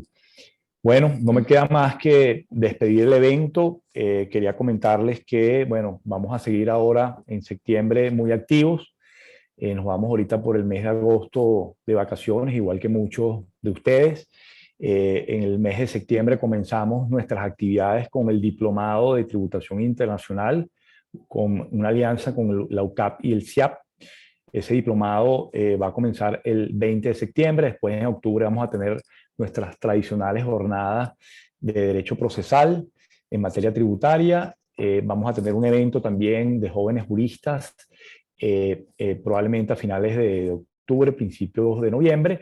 Y los invito ya de, bueno, la promoción de nuestras jornadas nacionales de derecho tributario están por efectuarse. Van a ser el 21 y 22 de noviembre